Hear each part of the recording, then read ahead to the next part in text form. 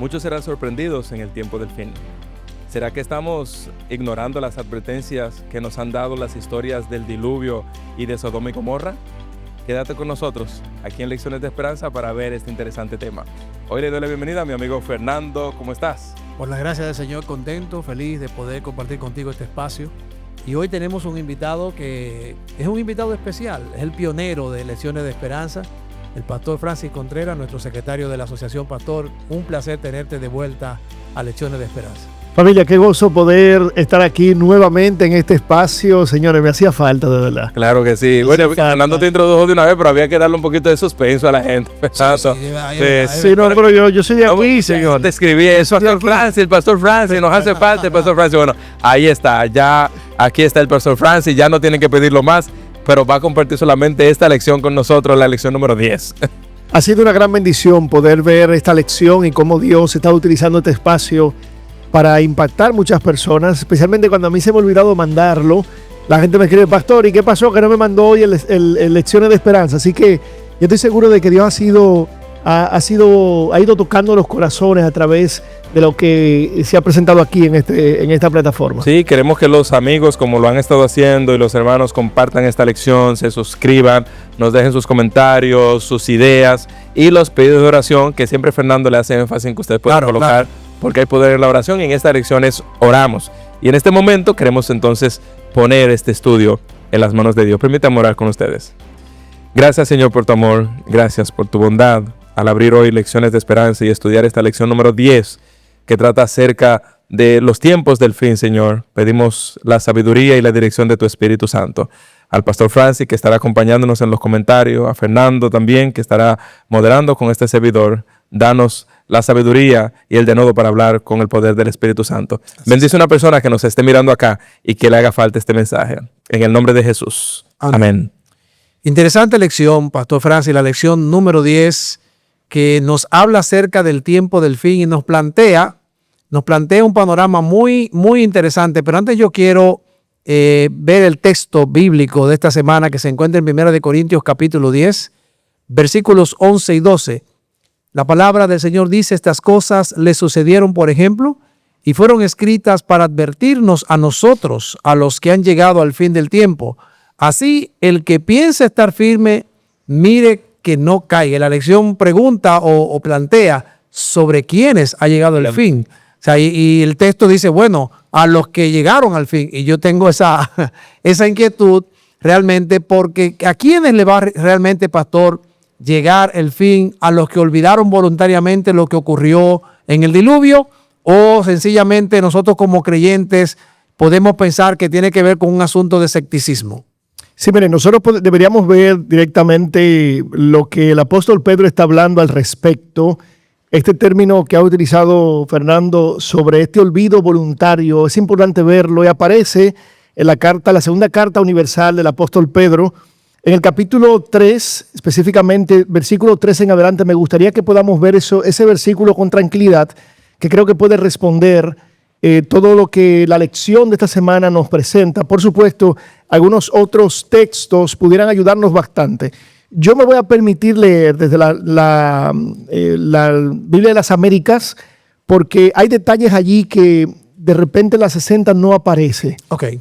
Voy a leer: ante todo, sabed esto, dice el apóstol Pedro, que en los últimos días vendrán burladores con su sarcasmo. La versión... Esa dice tu versión. La dice las Américas. Pasiones, dice esta. Siguiendo sus propias pasiones. Pero hay algo que resalta esta versión, y por eso quise tomarla de allí, el término con su sarcasmo. Los burladores en esto. Burladores, dando a entender de qué manera las personas se van a estar, cuál va a ser la condición de las personas con relación a la segunda venida de Cristo. Estarán burlándose, pero de una manera sarcástica, de una manera digamos, pecaminosa. Dice el texto, ellos van a preguntar, ¿dónde está la promesa de su venida?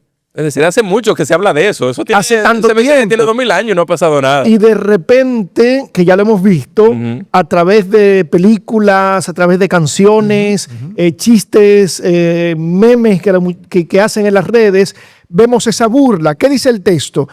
Porque desde que los padres durmieron, todo continúa tal y como está desde el principio de la creación. Así que vemos la aparición de burladores como una señal escatológica. Déjame traducirlo, ¿verdad? Para los amigos que nos escuchan. Claro. Como una señal del tiempo del fin, de la segunda venida de Cristo. El escepticismo de esta gente, el no creer, el burlarse, no nace de una búsqueda honesta de la verdad. No es que ellos están diciendo, pero ¿y qué es lo que pasa? Que Cristo no viene. No es eso.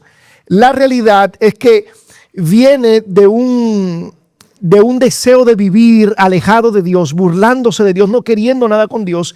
Y el texto presenta esta parte de manera muy marcada. Ahora bien, ¿dónde viene el término que nosotros estamos utilizando? Que el texto dice, ellos ignoran voluntariamente.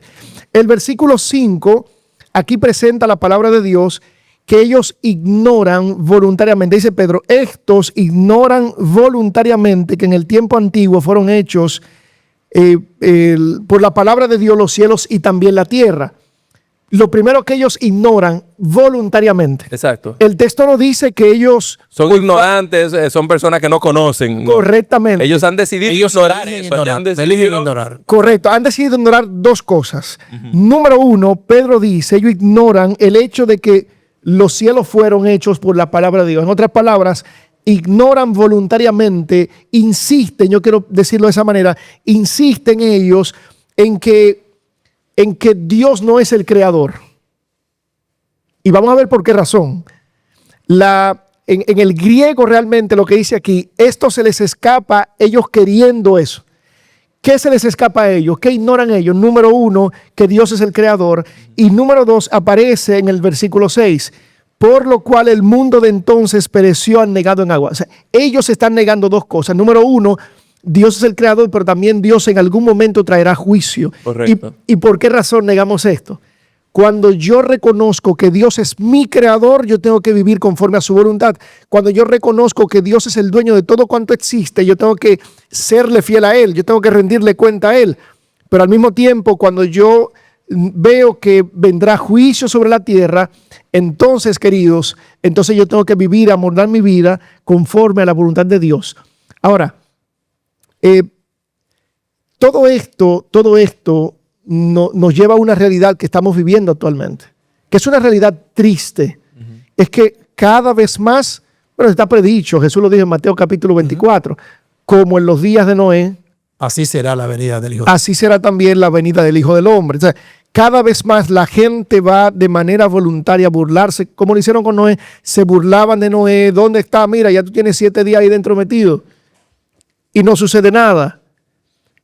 Así mismo será en los tiempos finales. Correcto. Mira, esta es una alusión, lo que Francis nos explica, al mundo. Es decir, la gente, tú le predicas y te sale con esas cosas, ¿no? Sí, claro. No voy a hablar de eso porque es que Cristo no va a venir, ignorando voluntariamente lo que pasó en el diluvio. O sea, la historia del diluvio es un presagio de lo que va a suceder en el futuro. Y sin embargo, José Carlos, es una de las historias más burladas que existen, la historia del diluvio. La gente dice que fue una fábula, un mito, que no ocurrió. Sin embargo, todas las civilizaciones concuerdan con un relato. Con un relato. Todos tienen un relato del cataclismo. No, y es tan, perdón, José Carlos, y es tan real la historia del diluvio que Jesús la citó en Mateo 24. Claro. Dijo, mira, tal cual y sucedió la cita también. Correctamente, tal cual sucedió en los días de Noé, así mismo será el tiempo de fin. Entonces, Francia, ahora hablemos un poquito de la iglesia. Y claro está, voy a hacer aquí una aclaración. Yo voy a hablar un poquito de Sodoma y Gomorra al hacerte la pregunta. Pues Sodoma y Gomorra estaban absortos en su propia displicencia, en su propia manera de disfrutar la vida, e ignoraban lo que iba a suceder. Olvidaron de que Dios traería juicio. Y la pregunta que hace la lección, claro está, ¿sobre quiénes vendrá el fin? Había una ceguera en los de Sodoma y Gomorra. Entonces, ¿cómo a la iglesia, Francis, le podría pasar tal vez algo similar si no despierta a tiempo, si no entiende que el fin está cerca? Bueno, hablando de Sodoma y Gomorra, para poder responder a la pregunta, primero deberíamos ver cómo estaba Sodoma y Gomorra. Y de qué manera esto es una advertencia, no solo para la sociedad, para el mundo secular, aquellos que no creen o que están viviendo de manera impía, sino también a la iglesia. La iglesia también. Bueno, ¿cómo estaba Sodoma en ese tiempo? ¿Qué nosotros podemos ver en la Biblia? ¿Ustedes recuerdan cuál era la condición de Sodoma según Génesis 18 y 19? La palabra de Dios presenta que Sodoma vivía en un estado de promiscuidad terrible. ¿Ustedes recuerdan aquel momento cuando el ángel tuvo que entrar? El ángel fue ahí donde... Sí, y querían vivir con él. Quería vivir con él. Sí, la homosexualidad, el lesbianismo. La idolatría que se vivía en aquel lugar era tal que el juicio tuvo que venir. Sí. Tuvo que venir. Ahora bien, tanto Judas como Pedro presentan la destrucción de Sodoma y Gomorra como un ejemplo paradigmático del juicio divino. Yo quiero leer, por favor, Judas capítulo 1, versículo 7. Yo voy a leer Judas capítulo 1, versículo 7. Dice la palabra de Dios: como Sodoma y Gomorra y las ciudades vecinas, las cuales de la misma manera que ellos, habiendo fornicado e ido en pos de vicios contra naturaleza, ahora viene contestando más o menos la pregunta que ustedes presentan, fueron puestas, por ejemplo, sufriendo el castigo del fuego eterno. Y Pedro, hablando también un poquito en el contexto de segunda venida, dice que condenó, en el versículo 6 hasta el 10, dice, condenó por destrucción a las ciudades de Sodoma y Gomorra, reduciéndolas a ceniza y poniéndolas de ejemplo a los que habían de vivir impíamente. Noten que en ambos dice que Sodoma y Gomorra son un ejemplo para nosotros. De paso, no es el tema, pero quiero poner allí, cuando habla de fuego eterno, no está hablando del infierno como tal, que la gente ardiendo ahora. Exactamente. De paso, ese Sodoma no se sigue quemando todavía. Ya hace tiempo que se quemó. Ya hace tiempo que se quemó. Pero volviendo al tema. ¿De qué manera Sodoma y Gomorra es un ejemplo para nosotros como iglesia? Miren, cuando yo miro a Lot en aquel lugar, en Sodoma, que de paso tomó decisiones para beneficio de su familia, supuestamente, para poder alcanzar la prosperidad, prefirió estar en la llanura, donde estaban los buenos comercios, donde había buena pastura, etcétera, etcétera, etcétera. Pero el mezclarse culturalmente con la gente de Sodoma y Gomorra afectó seriamente su vida espiritual. Y vemos lo trágico que fue para él y para su familia. Su esposa no pudo continuar con él. La historia presenta cómo ella fue convertida en una estatua de sal al mirar hacia atrás en desobediencia a lo que Dios había dicho. Pero ¿qué sucedió con las hijas de Lot? Estuvieron en incesto con Lot. Así es. O sea, aprendieron todo eso en Sodoma y Gomorra. Perdieron todo eso. Así que la decisión de Lot de acercarse a esta ciudad, él estuvo a punto de perder incluso su propia salvación. Si el ángel no va y le dice, mira, vámonos, sí. Lot estaba en peligro. Entonces, ¿a dónde voy? Como iglesia tenemos que tener los ojos abiertos, queridos. De repente, en nuestro afán de poder tener posiciones, tener posesiones, en nuestro afán de poder crecer, muchos de nosotros cometemos errores de cambiar nuestros hijos de nuestros colegios cristianos para que nuestros hijos conozcan otras cosas. Muchos de nosotros incluso vamos a otros países sabiendo que en ese país cómo se está viviendo actualmente. En fin, nosotros muchas veces abandonamos los principios que Dios nos ha establecido para poder alcanzar ciertos niveles. Sin embargo, no sabemos que estamos poniendo a nuestra familia en riesgo espiritual y nuestra vida espiritual también, por supuesto, se puede ver muy, muy en peligro. Estar en Sodoma y Gomorra, Francis, no le permite muchas veces al cristiano ver su propia condición espiritual, que era lo que le pasaba a Job y a su familia. Ellos habían perdido de vista mucha de la concentración que tenían en Dios. Por eso le era tan fácil embriagar al papá y dormir con él. O sea, ya esa parte la tenían. Sí, era una conducta la habían aprendido ya.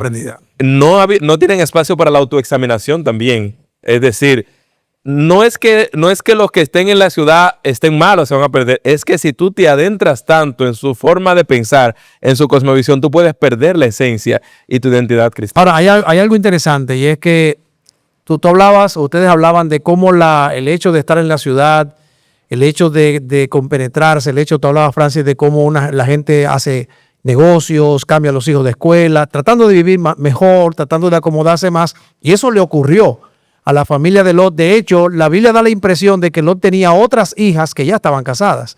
Cuando el ángel le dice, mira, pregúntale a tu nuero, averigua. Algunos dicen que eran los prometidos de las hijas, pero otros autores, otros intérpretes de la Biblia dicen que eran otras hijas que ya se habían casado con hombres de la ciudad de Lot, y que de Sodoma, y que ese fue el error, que él le entregó sus hijas también en matrimonio, como hace gente en la iglesia que está buscando un matrimonio con alguien que no es de la iglesia, con alguien que no es de su propia fe.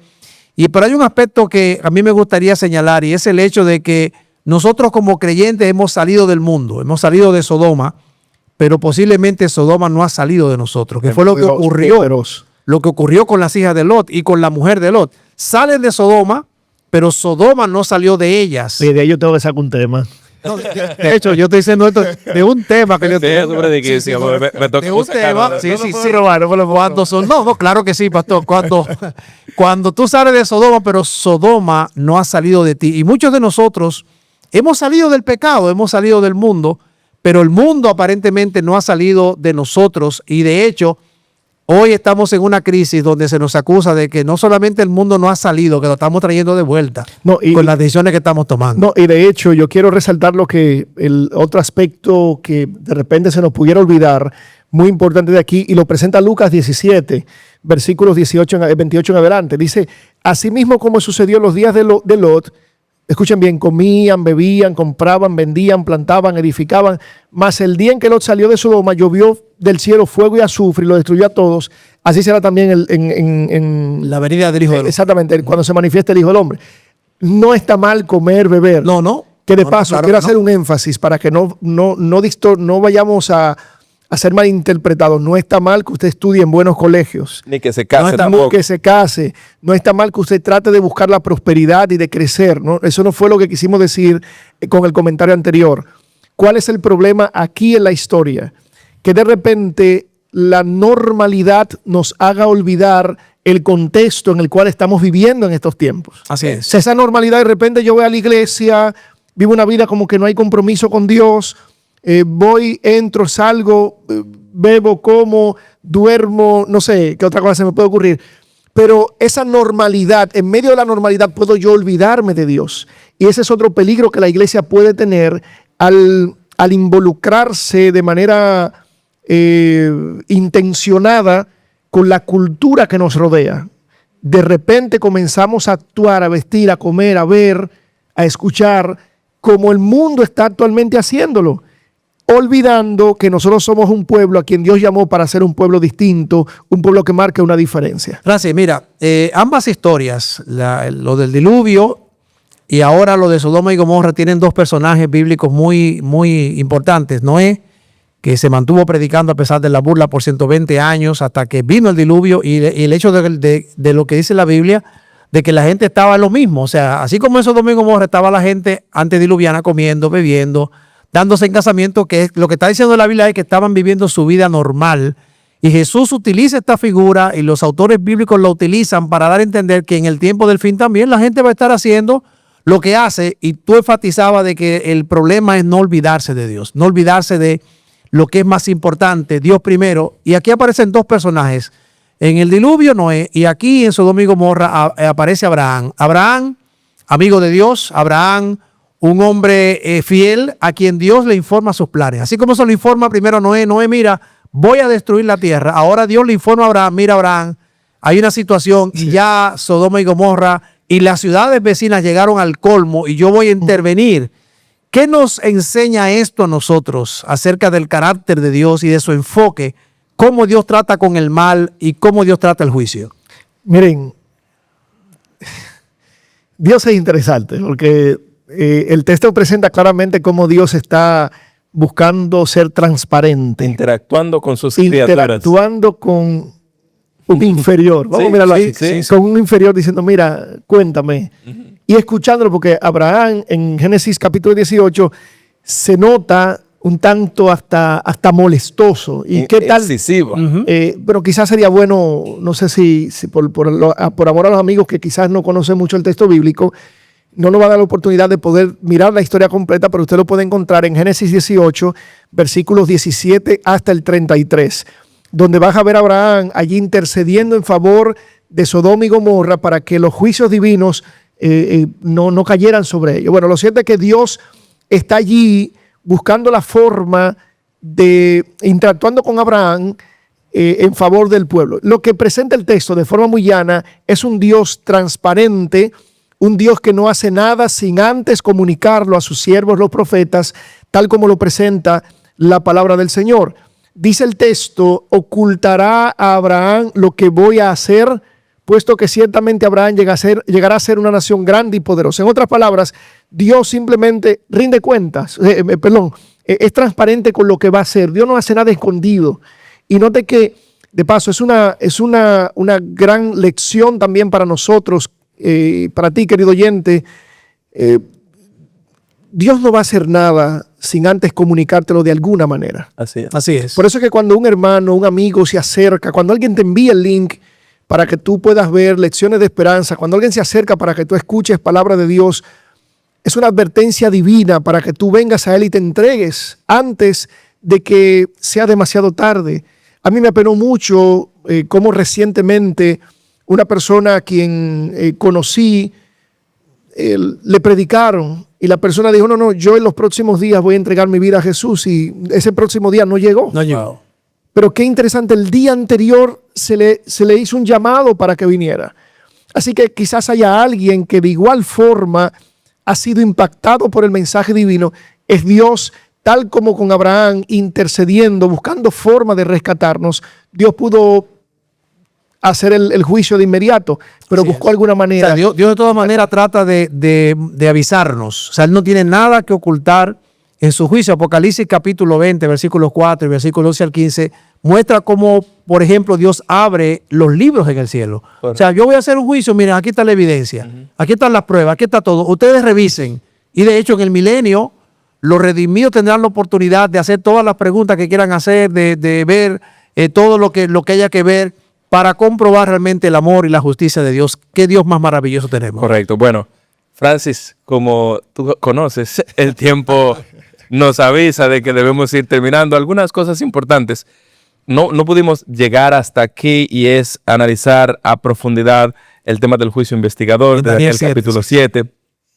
Sí me gustaría que antes del llamado puedas hacer algunas puntualizaciones respecto a esto. Sin embargo, es bueno que entendamos, hay un juicio que viene. ¿Sobre quiénes vendrá el fin? Sobre todos los hijos de Dios debemos estar entonces confiados, porque el juicio es dado a los santos del Altísimo, ¿no? Y entonces tenemos esa particularidad ahí. Y me gustaría, Francis, que previo al llamado que te voy a pedir que hagas y la oración, voy a darte esta sección completa, tú nos explica un poquito cómo el pueblo de Dios puede aventajarse, puede estar confiado en el Señor ahora ante el juicio previo al advenimiento. Sí. Mire, la palabra de Dios presenta en Daniel capítulo 7, versículos 9 al 10, esa escena del juicio. Y ya lo mencionaste, José Carlos, pero de repente mucha gente que no conoce el tema del juicio investigador se atemoriza ante tal tema, porque todo lo que implica juicio, Dios mío, me van a juzgar. ¿Qué expectativa? Sin embargo, cuando yo voy a la palabra de Dios, yo voy a notar que primero el tema del juicio se da en un contexto escatológico, tiempo del fin. Especialmente luego de que las profecías bíblicas se cumplen, Daniel 8:14, las 2300 tardes y mañanas, pero vemos un personaje que aparece en medio de todo este tema del juicio. Dice el texto en Daniel capítulo 7, versículos 13 al 14, seguí mirando en las visiones nocturnas, y he aquí con las nubes del cielo venía uno como un hijo de hombre, que se dirigió al anciano de días y fue presentado ante él. Le fue dado dominio, gloria y reino, para que todos los pueblos, naciones y lenguas le sirvieran, y su dominio es un dominio eterno que nunca pasará. Y ahora viene, versículo siguiente, hasta que vino el anciano de días y se hizo justicia, aquí viene, a favor de los santos del Altísimo, y llegó el tiempo cuando los santos tomaron posesión del reino. Gloria a Dios. Toda esa escena que yo leí, que tristemente no tuvimos la oportunidad de poder mirar con detalles, exacto, es una escena de juicio, pero en medio de todo eso que cualquiera se pudiera atemorizar, dice que el juicio es a favor de los santos del Altísimo.